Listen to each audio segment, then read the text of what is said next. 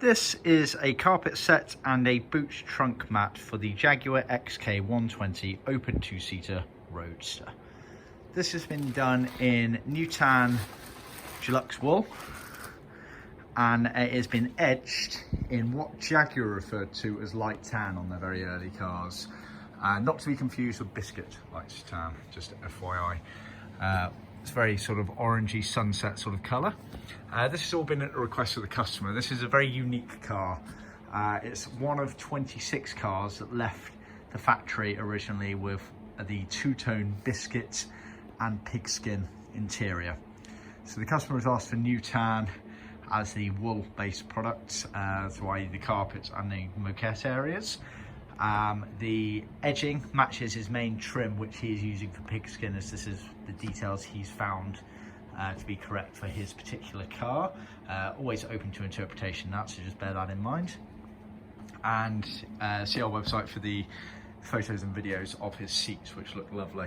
So I thought I'd do a quick video just to show you, because it's a rather nice colour scheme, nice bit of contrasting in there, and it just shows exactly what we can do with these kits sometimes.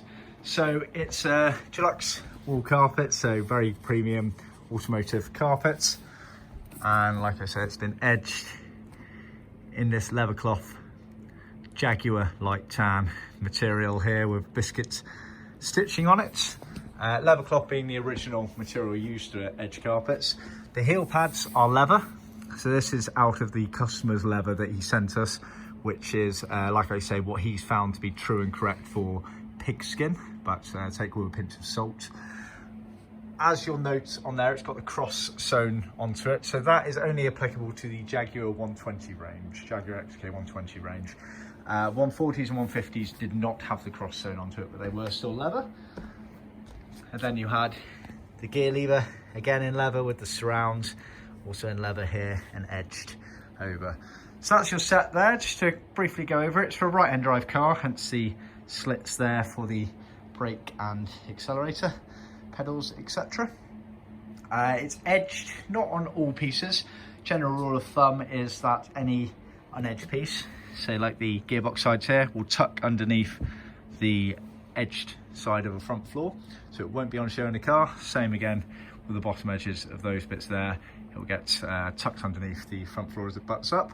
So you have these firewall pieces, right hand, left hand, so they're on the vertical of the engine bay. You then have obviously the front floors with the heel pads on them, right and left, and the rear floors as well underneath the seats. There is a slight overlap of the front and rear floors as they sit in the car, and this was how they were originally made. So it basically just sat over the top like that. It's basically to allow for a seamless finish, and also allows for a bit of movement as you're actually driving the car, so that no bodywork comes on show. So that is to the original spec. You then have the main gearbox channel here with the gear lever coming out of it. Three pieces sewn together. Getting that to sit nicely in the car often needs a bit more padding underneath to create a nice smooth finish on it. Bear that in mind. Obviously there's no carpet just there because that's where the centre cushion armrest between the seats is. Then in the boot area you had this boot carpet as well. So for the 120 Roadsters it was wool, and for the other 120s, the fixed and the drop heads, it was either wool or Hardura, so just check your details.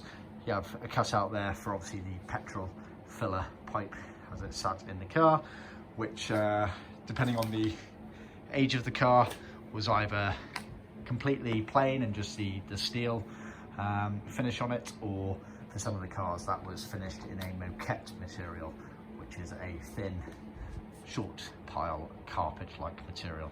So that is the set there. Looking forward to seeing these carpets all fitted in that car. Like I said, it's a rather unique car, one of 26, originally made by Jaguar. So yeah, really looking forward to seeing the results. Keep in touch and check our website for more details.